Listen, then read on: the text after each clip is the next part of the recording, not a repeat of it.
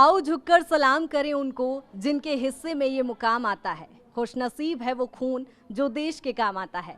नमस्कार, BSTV की खास पेशकश में आप सभी का बहुत स्वागत है। मैं हूं आपके साथ कृतिका मिश्रा। लगभग 200 साल गुलामी के बाद देश आज़ाद हुआ था। आपको बता दें कि 15 अगस्त सन 1947 को देश को आज़ादी मिली थी। आज का ही वो दिन था जहां हमारे पूर्वजों ने खुले आसमान में खुली हवा महसूस की थी। हालांकि भारत को इतनी आसानी से आज़ादी नहीं मिली थी। संघर्ष किया गया था हमारी स्वतंत्रता सेनानियों द्वारा। एक संग्राम लड़ा गया था। जब स्वतंत्रता सेनानी इस लड़ाई को जीत गए थे तब 15 अगस्त और 1947 को आज ही का दिन वो था जब हमारा देश आज़ाद हुआ था। और पूरा देश आज आज़ादी का ये दिवस मना रहा है जहां हर किसी के चेहरे खिले होते हैं। लेकिन यदि जब हम आज़ादी की बात करते हैं तो उन स्वतंत्रता सेनानियों का संघर्ष तो हमें याद आता है। और जब भी देशभक्ति की कोई बात आती है तो हम उन सेनानियों को याद भी करते हैं, उन्हें नमन करते हैं। लेकिन क्या आपको लगता है क्या सिर्फ सरहद पर ही संघर्ष किया जाता है? बिल्कुल नहीं। देश की आज़ादी में संघर्ष तो किया ही गया है, लेकिन कुछ ऐसे भी लोग हैं जहां हम देखते हैं कि जो ज़मीनी स्तर पर भी संघर्ष करते नजर आते हैं। स्वतंत्रता संग्राम के सेनानियों के अलावा भी यदि हम देश में देखें तो कई वो तबके के लोग हैं जहां मैं कहूं कि सामाजिक कुरीतियों के चलते जो वर्ग पिछड़ा रह गया है या किसी आर्थिक तंगी या किसी ऐसी वजह जो उनके जीवन में आगे बढ़ने का रोड़ा बनती नजर आई है, और उसी के चलते वो लोग संघर्ष करके भी लेकिन देश में कहीं ना कहीं अपना विशेष योगदान देश के लिए देते नजर आते हैं। और आज हम यदि बात करें तो मध्य प्रदेश पुलिस भी कुछ इसी तरह के एक पहल अनूठी लेकर आई है। जो बच्चे संघर्ष करते नजर आ रहे हैं मध्य प्रदेश में, उन बच्चों के लिए एक नई राह लेकर आई है। जो बच्चे चाह रखते हैं उनके लिए एक नई राह मध्य प्रदेश पुलिस शासन लेकर आया है। आज हम उन्हीं संघर्षरत छात्राओं से भी बात करेंगे जहां आपको बताते चलूं कि क्या कुछ ये पूरी पहल है। जहां मध्य प्रदेश पुलिस की ओर से एक सृजन कार्यक्रम चलाया जा रहा है, जहां बालिकाओं के सृजन के लिए तमाम वो सुविधाएं उन्हें मुहैया कराई जाती है। जिस तरह से यदि कोई आर्थिक तंगी से जूझ रहा है तो उसके लिए भी यहाँ पर आपको बताती चलूँ पुलिस भर्ती की तैयारी पुलिस विभाग की ओर से कराई जा रही है और उन्हें हर सुविधाएं यहाँ पर मुहैया कराई जा रही है। उन्हें वेल एजुकेटेड किया जा रहा है और उन्हें मार्शल आर्ट्स भी सिखाया गया है। हर तरह की वो चीज़ जहां बढ़ते महिला अपराध को भी किस तरह से रोका जाए उसके लिए भी कहीं ना कहीं जागरूक करने का काम मध्य प्रदेश पुलिस कर रही है। और आज हम यहां पर मौजूद हैं और इन्हीं छात्राओं से जानने की भी कोशिश करेंगे। सबसे पहले मैं जानूंगी कि आखिर इस संस्था से आप कैसे जुड़े, क्या शुरुआत रही, क्या संघर्ष का दौर आपके जीवन में रहा? एक संस्था का नाम है उदय, तो उस संस्था से हम लोग जुड़े हुए थे। तो उसी संस्था में मतलब जब मीटिंग्स होती थी तो पुलिस कम्युनिटी के साथ में भी कभी कभी मीटिंग्स होती थी। तो एक बार कमला नगर थाने में मीटिंग हुई थी तो उस पर बात की गई थी कि लड़कियों को पुलिस ट्रेनिंग भी दी जाएगी। तो उसके बाद से ही सृजन कार्यक्रम चालू हुआ, तो फिर हम लोग सब उसी से जुड़ गए थे। सारी लड़कियां ऐसी जुड़ी हैं और कुछ लड़कियां जो थीं जो इस कार्यक्रम के बारे में नहीं जानती थी तो उन्हें भी हमने बताया कि यहाँ पर सेल्फ डिफेंस की क्लासेस दी जाती हैं और ऐसे करियर को लेकर भी बात की जाती है कि आप क्या कर सकते हैं आगे, और सब चीज़ों के बारे में बताया जाता है। आपके माता पिता क्या करते हैं? मेरी मम्मी तो घर का ही काम करती हैं बाकी, और मेरे पापा जो हैं वो मोची का काम करते हैं।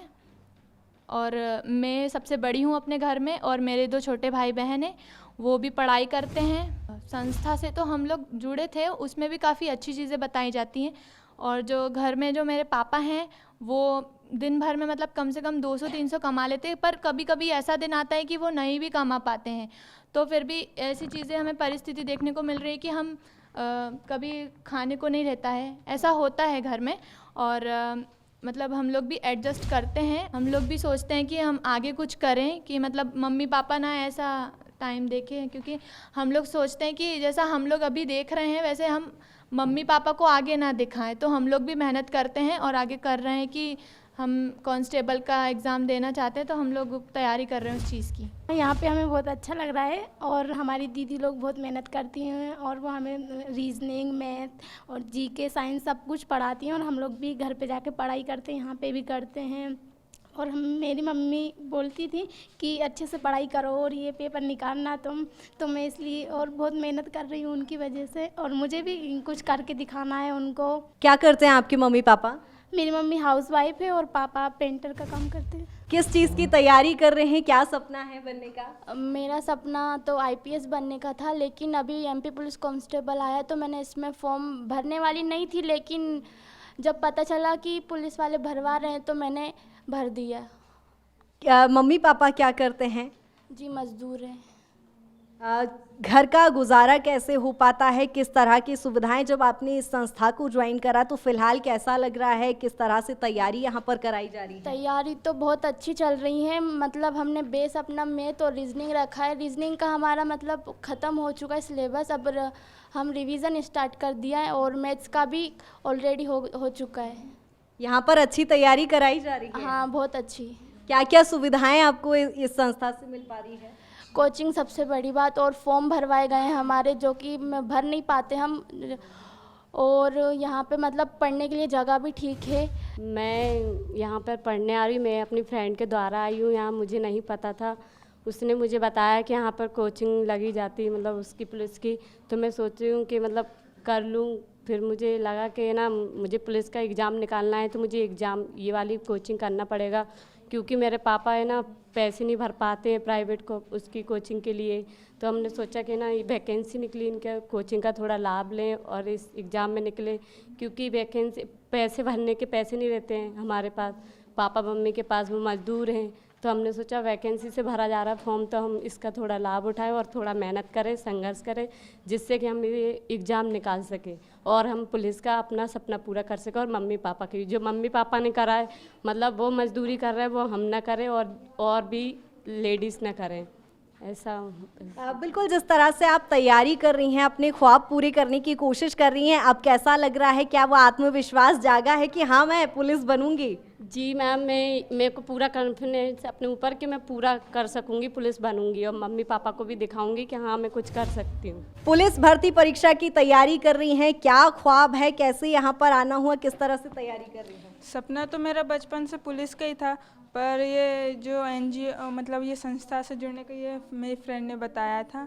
और फिर मेरे मम्मी पापा पापा ड्राइवर है और मम्मी दूसरे के यहाँ काम करने जाती, तो वो अच्छा नहीं लगता है। मैं चाहती हूँ कि अपने पैरों पर खड़ी हो, मेरी मम्मी को कहीं जाना ना पड़े, उनको घर बैठे मतलब मैं कमा के सीख। मुस्कान का क्या सपना है, क्या बनना चाहती है मुस्कान? मुझे तो पुलिस ऑफिसर ही बनना था। पुलिस ऑफिसर बन के क्या करना है? देश की रक्षा करना है, और जो मतलब लाचार बच्चे रहते हैं पढ़ाई नहीं कर पाते उनके लिए मदद करनी है। और महिलाओं के लिए मुस्कान क्या करेगी? यदि महिला पुलिस बन गई हैं तो क्या करेंगे आप महिलाओं के लिए?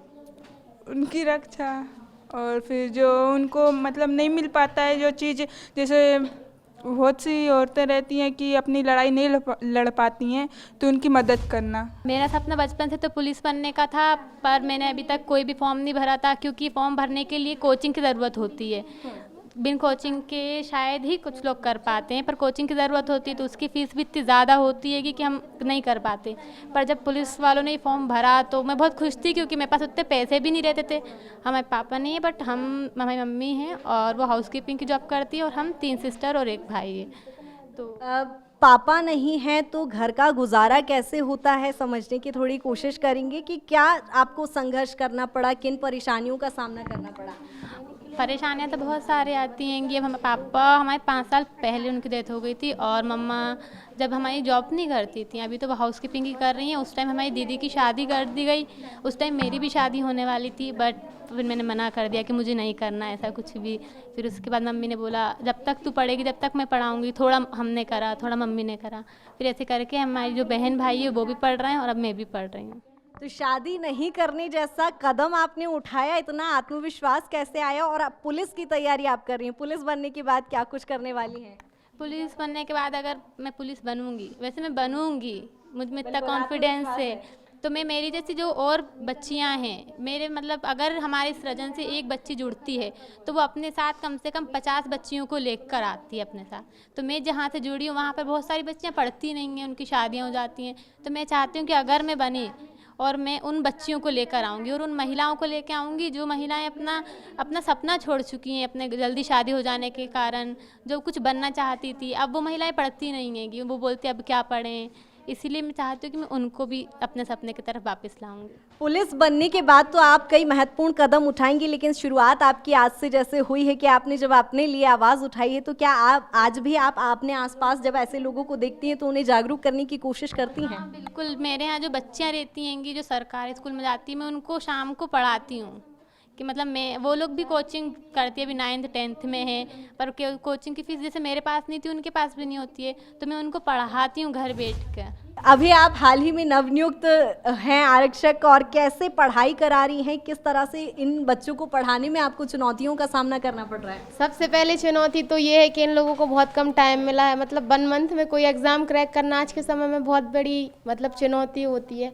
तो कुछ नहीं, जैसे हम लोगों ने अपनी पढ़ाई की है तो हम लोगों को एक्सपीरियंस तो हो ही गया है कि मतलब किस तरीके से क्वेश्चन आते हैं, क्या चीज़ आती है। तो हम लोगों ने एग्ज़ाम का एनालिसिस किया, जो जो इम्पोर्टेंट टॉपिक रहते हैं जो श्योरली हैं कि वो व्यापम देता ही देता है, तो मतलब हम लोगों ने मतलब वो टॉपिक चुने, इन लोगों को तैयार कराया, टेस्ट लेते हैं।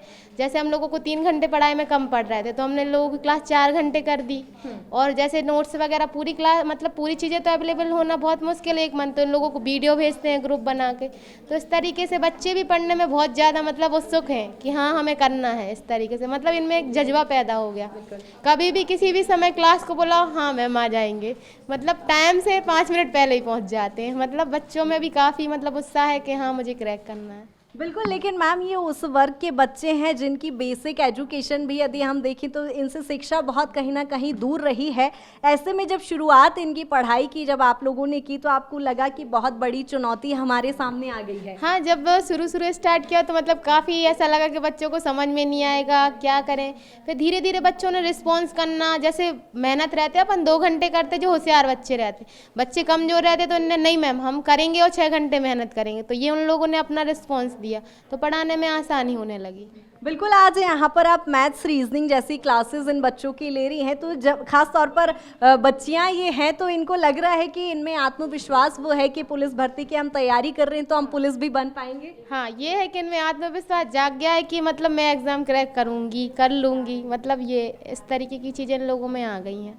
बिल्कुल, तो देखिए कहीं ना कहीं शिक्षकों में जितना उत्साह है उतना यहाँ पर बच्चों में भी उत्साह है और आत्मविश्वास से वो लवरेज नजर आ रहे हैं। श्रुति किस चीज़ की तैयारी कर रही हैं, क्या कुछ सपना है आपका बनने का? हमारा सपना IAS ऑफिसर बनना है। दीदी भी बहुत अच्छा पढ़ाती है हमें, हम भी मेहनत करते हैं। अभी तो MP पुलिस का फॉर्म भरवाया था, दीदी लोगों ने फॉर्म भरवाया था और तैयारी भी करवा रही है। कोचिंग 2 से 6 बजे तक की है।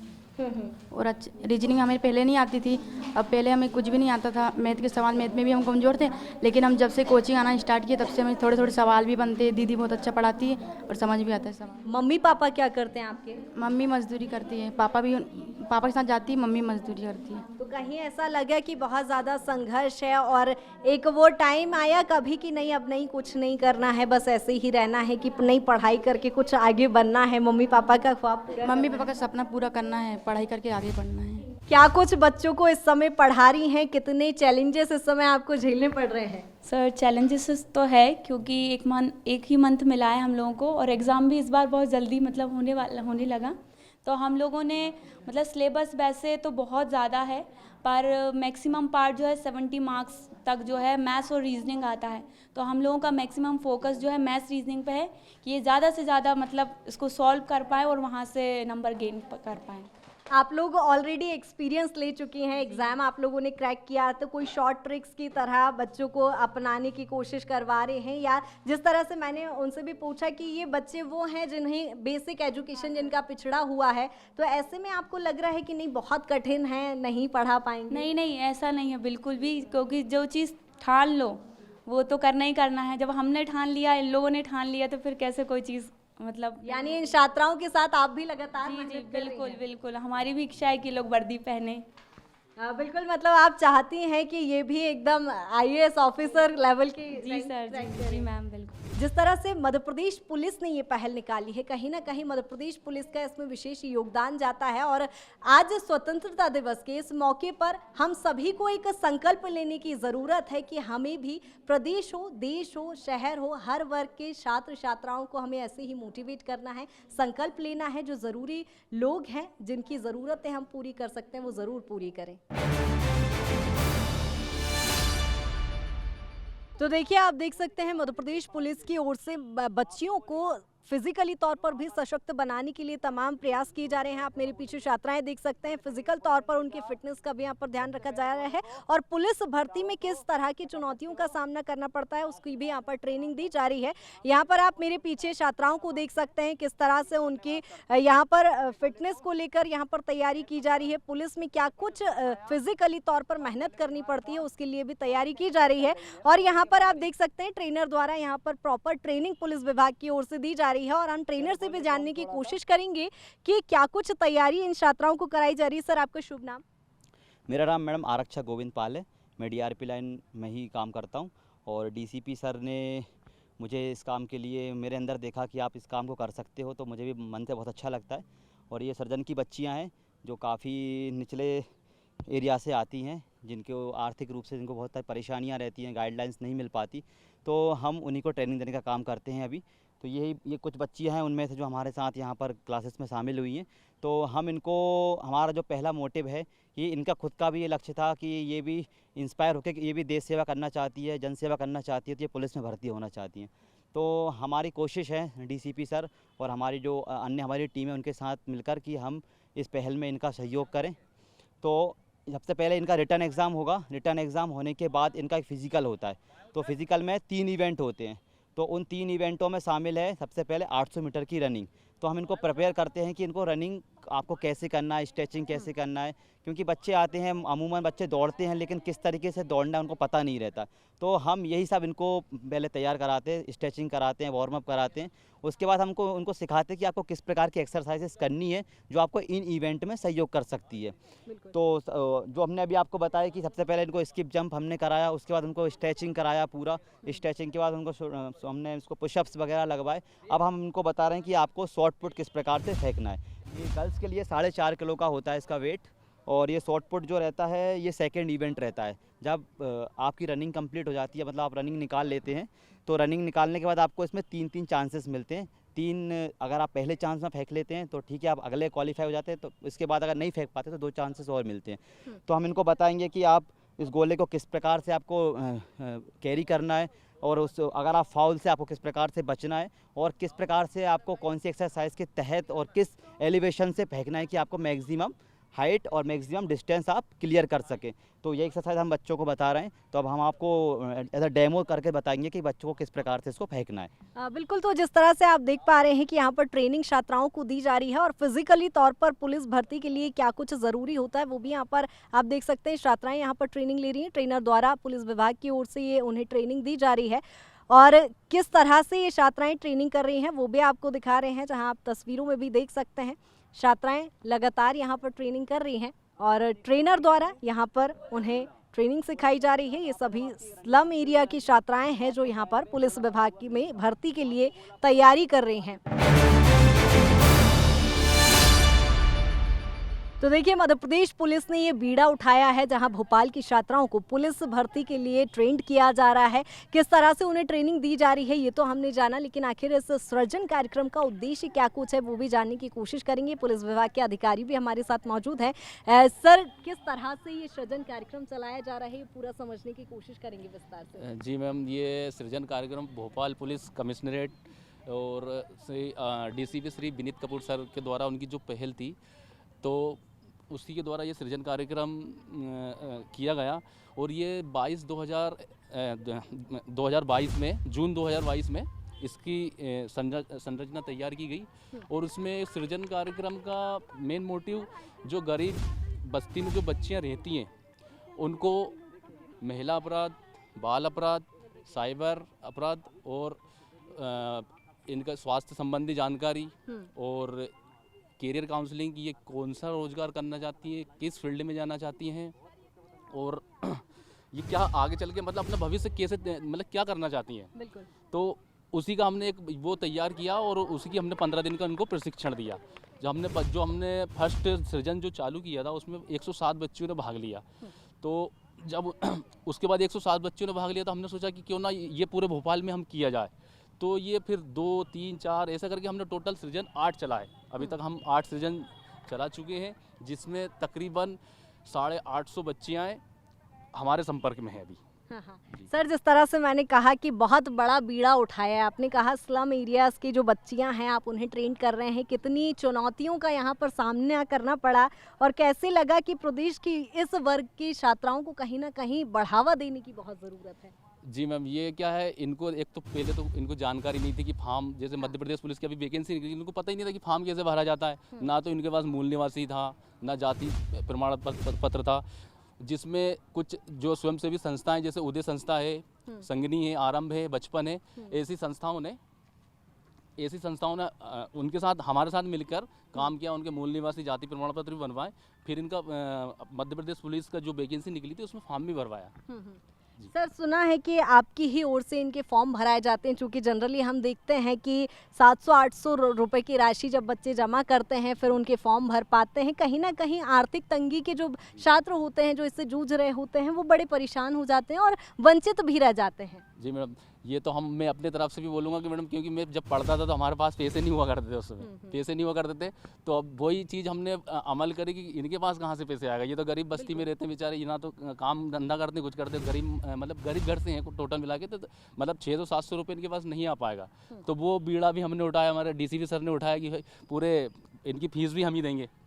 तो फीस भी इनकी हमने दी। कम से कम 160 बच्चियों ने फॉर्म भरे हैं, जिसमें 80 बच्चियाँ रेगुलर कोचिंग करने आ रही हैं यहाँ पे। जैसे अलग अलग क्षेत्रों में 6 जगह पे ये कोचिंग हमने जो नव आरक्षक थे उनके थ्रू हम चलवा रहे हैं। बिल्कुल, लेकिन सर, जिस तरह से मैंने कहा कि एक जब उद्देश्य हम बना लेते हैं, जब एक उद्देश्य ठान लेते हैं खासतौर पर उसको पूरा करने के लिए, तो अभी जिस तरह से आप जिम्मेदारी निभा रहे हैं और हमने देखा यहाँ पर ट्रेनिंग भी बच्चों को बराबर दी जा रही है, कैसे वो जब रूटीन में आया तो क्या लगा कि बहुत बड़ी चुनौती है, क्योंकि स्लम एरियाज़ के ये बच्चे हैं, तो लगा कि नहीं सीख पाएंगे या नहीं बन पाएगा, नहीं हो पाएगा? लगा तो सही, क्योंकि मैडम ये तो एक तो क्या अनभिज्ञ थे उससे, जैसे मैथमेटिक्स वगैरह कुछ भी इनको आता नहीं था। बस जो हमारे जो करंट वाले अभी नव आरक्षक आए हैं, बिल्कुल अभी करंट मतलब कॉम्पिटिटिव एग्जाम दे कर आए हैं, वो यहाँ पर आमद हुई, हमने उनको लिया यहाँ पे, उन्होंने पढ़ाना शुरू करा और उनकी बच्चों की 1 महीने से कंटिन्यू मैथ रीजनिंग की पूरी क्लास चल रही है और साइंस की क्लास चल रही है। तो मतलब इतने मोटिवेट हो गए हैं बच्चे कि अब वो श्योर बोलते हैं कि हमारा सिलेक्शन हो जाएगा इसमें। बिल्कुल। तो सर, आप चूंकि अपनी तरफ से काफ़ी पूरा 100% दे रहे हैं, इतनी मेहनत कर रहे हैं, आपकी जो टीम वर्क मैंने देखा, इस समय की ट्रेनिंग दी जा रही है पूरी लगन के साथ, क्या लगता है आप लोग अपने उद्देश्य में सफल होते नजर आ रहे हैं? बिल्कुल 100% सफल होंगे और हम जो 80 बच्चों को हमारे पास आ रही हैं बच्चियाँ, कंप्लीट सभी का सिलेक्शन होगा, हम ये मतलब आशा करते हैं इनसे। सर, 8 जगहों पर जिस तरह से आपने कहा सृजन कार्यक्रम चलाए जा रहे हैं, उद्देश्य क्या है? क्योंकि मध्य प्रदेश की यदि जब हम बात करते हैं, व्यक्तिगत तौर पर ये मेरा सवाल है, चूँकि मैं खुद भी महिला हूँ, महिला अपराध को लेकर हमेशा से ही सवाल खड़े हुए हैं। क्या इन्हें और भी तरह की ट्रेनिंग दी जाती है, लाइक मार्शल आर्ट्स वगैरह की, कि ये खुद अपने लिए स्टैंड ले सकें, महिला अपराध पर कहीं ना कहीं नकेल कसी जा सके? हाँ, मार्शल आर्ट की ट्रेनिंग तो इनको मैंने ही दी है खुद ने, और इतने परफेक्ट कर दिया इनको, मतलब इन्हें कोई टच नहीं कर सकता उसमें मार्शल आर्ट में। और उसके बाद जैसे आर्मी की अहर्ताएँ, पुलिस की अहर्ताएँ, जैसे फिजिकल अभी आपने देखा ही होगा कि फिजिकल कर रहे हैं बच्चे, तो हम वो भी फिजिकल एक्टिविटी में वो भी करवाते थे इनसे। तो बच्चियों में रुझान दिखाई देता है, क्या बच्चियां वाकई इतनी उत्साहित नज़र आती हैं, या वह आत्मविश्वास उनमें वो जागा है कि नहीं, हमें अपने लिए स्टैंड लेना है, लड़ना है, हमें ये सीखना है, जागरूक होना है? जी बिल्कुल, जागरूक हुई हैं लड़कियां। अमूमन क्या है, जैसे स्लम एरिया की बच्चियां अमूमन क्या है कि मतलब इस उम्र में घर से भाग जाती हैं कहीं, तो वो उस पर एक लगाम कसी है पुलिस ने, और अपराध होते हैं उस पर लगाम कसी है। DCP सर का मोटिव ये था कि मतलब जहाँ से अपराध शुरू हो रहा है, हम उस अपराध की जड़ को ही ख़त्म कर दें, मतलब हम इन्हें जागरूक कर देंगे तो मतलब अमूमन ऑटोमेटिक मतलब अपराध रुक जाएगा वहाँ पे। बिल्कुल बिल्कुल, कहीं ना कहीं मध्य प्रदेश पुलिस ने ये बीड़ा उठाया है, जहां आप देख सकते हैं किस तरह से स्लम एरिया की छात्राओं को यहां पर ट्रेन किया जा रहा है पुलिस भर्ती परीक्षा के लिए। और जिस तरह से हम अक्सर देखते हैं महिला अपराध को लेकर कई सवाल यहां पर खड़े होते दिखाई देते हैं, तो उसकी नकेल कसने के लिए भी एक महत्वपूर्ण यहां पर चीजें सिखाई जा रही है और ये कल के देश का भविष्य हमारे यहाँ पे निर्मित होता दिखाई दे रहा है। तो देखा आपने किस तरह से मध्य प्रदेश पुलिस की ओर से ये अनूठी पहल की गई है और ऐसे में हम सबको आज स्वतंत्रता दिवस के मौके पर संकल्पित होने की जरूरत है कि यदि छोटी सी भी आप एक मदद किसी की कर सकते हैं तो आप एक संकल्प लीजिए और जरूर मदद करिए। फिलहाल हमारी खास पेशकश में इतना ही। बने रही BS TV के साथ। नमस्कार।